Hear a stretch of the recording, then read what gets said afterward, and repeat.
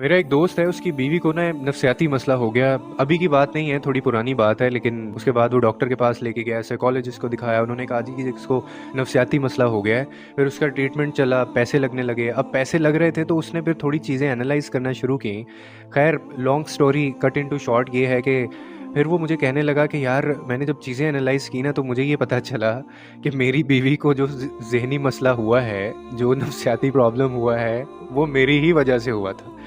बाद में खैर उसने वो फैक्टर्स को जब एनालाइज किया, फिर मुझे कहने लगा कि यार, मैं ना तुझे अब एक दवाई बताने लगा हूँ, और जो बिल्कुल फ्री ऑफ कॉस्ट है।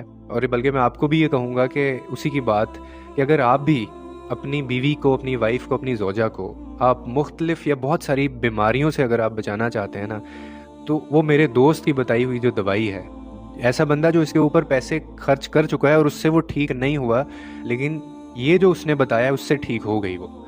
अब वो अब वो दवाई कौन सी है?